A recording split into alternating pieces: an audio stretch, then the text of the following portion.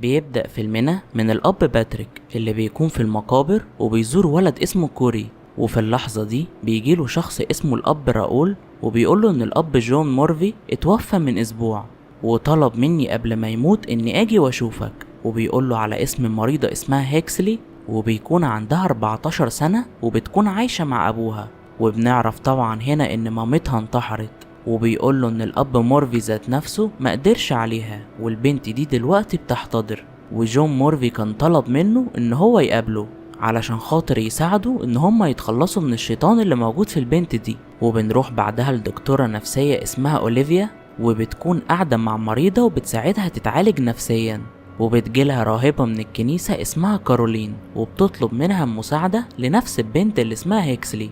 ومش بس كده، دي كمان بتطلب مساعدة من أب اسمه ميلودي، وده لأن الشيطان اللي بيكون لابس البنت دي صعب جدا.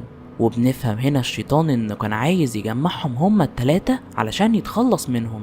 وبعدها بيروحوا كلهم وبيقابلوا أبو البنت اللي بيكون اسمه ويت، وبيتكلموا شوية عن طرد الأرواح. وبعدها بيروحوا كلهم للبنت دي، وبتبدأ الدكتورة تتكلم معاها، لكن الأب راؤول بيوجه الصليب ناحيتها، وساعتها الشيطان بيتعصب أكتر. والدكتورة هنا بتستغرب من رد فعل هيكسلي، وده بما انها دكتورة نفسية طبعا ومعداش عليها الحاجات دي قبل كده. وبتبدأ هنا ميلودي تتكلم معاها، وهنا بتيجي اوليفيا مرة تانية وبتحط على ايديها مياه مقدسة. وبيتعصب الشيطان اكتر وبيرمي اوليفيا على الارض. وبعدها بيقول لها الاب باتريك انا مش قلتلك ان هي ممسوسة وانتي ما صدقتنيش. وبيجي مشهد بعدها على شباب وهم بيلعبوا لعبة استحضار ارواح في الكنيسة، تحديدا في المكان اللي فيه الاموات. وبنروح لميلودي اللي بتقرر تبدأ معاها أول جلسة. وأول ما بتبدأ تقرأ بتلاقي حاجة في رجليها بتتحرك، وأول لما بتحط إيديها عليها بتخربشها. وبتكمل معاها الجلسة وبتطلب منه تعرف اسمه، وطبعا كالعادة بيرفض يديها الاسم. ومش بس كده، ده كمان بيسيطر عليها وبيخليها تنزف لحد ما بيغمى عليها. وبنروح بعدها البنت من الشباب اللي كانوا قاعدين بيلعبوا، وبتقوم وبتقول لهم ان هي هتخش الحمام، لكنها بتسمع صوت صفارة غريبة وبتهرب بسرعة لحد ما بتظهر ايد لونها اسود وبتمسكها من رقبتها وبتسيطر عليها. وبنرجع تاني للأب باتريك اللي بيقرر هو اللي هيخش ويعمل تاني جلسة طرد أرواح، وده اللي بيحصل فعلا. وبتبدأ تاني جلسة لحد ما الشيطان بيقول اسم كوري قدام الأب باتريك. وساعتها أول ما الأب بيسمع الاسم ده بيتصدم، وفعلا بيقدر هنا ان هو يضعف الأب ويسيطر عليه. والأب هنا بيجيله أزمة قلبية وبيغمى عليه. وبنرجع للشباب اللي بيستغربوا ان صاحبتهم ما جاتش، وبيقوموا علشان يدوروا عليها. وبيروح صاحبها عشان يدور عليها لحد لما بيظهر له أبو هيكسلي، وبيفضل يضرب فيه لحد ما بيموته. وبنفهم هنا ان الشيطان سيطر عليهم كلهم وخلى مجموعة الشباب دي جنود ليه، وده علشان يقدر يحاربهم كلهم. والدور بيجي على راؤول وإوليفيا، وبتقرر تدخل معاه، وبيشرط عليها ان هو لازم يقرأ عليها الأول، وده لأن الشيطان اللي جوه البنت دي صعب جدا، وده كمان لأن إيمانها ضعيف جدا. وبيقرأ عليها فعلا، وبيدخلوا جوه وبيبدأوا يقروا عليها. وبيحاول هنا الشيطان يسيطر على أوليفيا، وبيعرف نقطة ضعفها وبيوصفها بالمجنونة. وبيعرفوا هنا اسم الشيطان الحقيقي.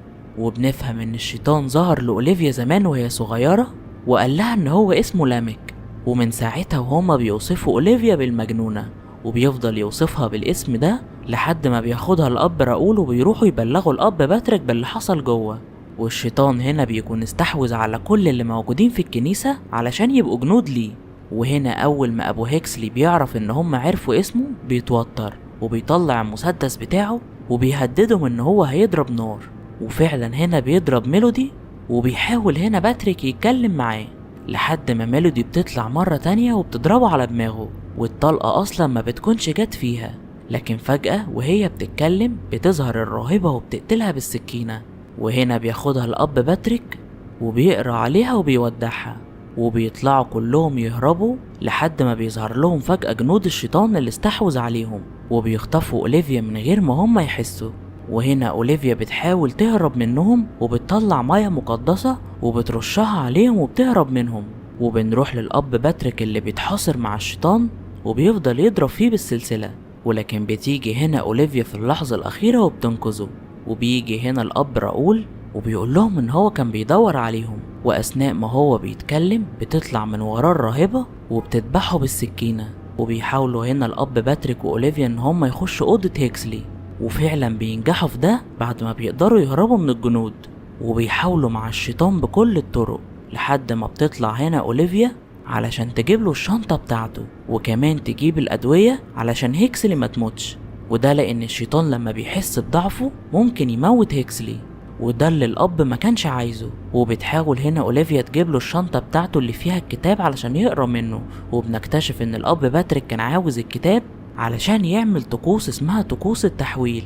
وطقوس التحويل دي بتكون من جسد لجسد، ومش بيرضى ياخد الدواء بتاع القلب بتاعه علشان يموت. وفعلا بتروح هنا أوليفيا وبتقدر إن هي تجيب له الشنطة، وده طبعا بعد ما بتواجه الراهبة وبتحاول تتخلص منها، وكمان بتقدر إن هي تعدي من جنود لامك. وبعد ما بتروح للأب باتريك بيقول لها إن الشيطان لو دخل جسم قسيس مقدس ما بيقدرش يهرب منه، وبيتحبس في الجحيم بشكل نهائي وما بيرجعش الأرض تاني. وبتحاول هنا أوليفيا إن هي تحافظ على روح هيكسلي، وبتديها كل الأدوية اللي بتقدر عليها، وبتفضل تعمل لها صدمات كهربائية لحد ما فعلا بيقدر باتريك ان هو يكمل طقوس التحويل، وبيطرد هنا لامك بشكل نهائي. وبعد ما بيلبس الاب باتريك بيحاول يستفز اوليفيا علشان تديله العلاج بتاع القلب، لكنها مش بترضى تديله العلاج. وطبعا هنا الاب بيموت، وكمان لامك بيرجع للجحيم، وكل اللي كانوا في الكنيسة بيرجعوا لوضعهم الطبيعي بما فيهم الشباب اللي كانوا موجودين في الكنيسة. وبيظهر ابو البنت اللي اسمه ويد وبيحضن بنته. وفي مشهد اخير من الفيلم بيظهر الاب باتريك ومعاه الطفل كوري وبيودع اوليفيا. بس كده يا سيدي، وبكده بنكون وصلنا لنهاية الفيلم. ما تنساش لو عجبك الفيلم تعمل لايك وتشترك في القناة وتفعل زر الجرس، وده يا معلم علشان يوصلك اشعار بكل افلامنا الجديدة. ولو عندك اقتراح لفيلم عايزنا نلخصه سيبهولنا في الكومنت. يلا اشوفكوا على خير في فيلم جديد. سلام.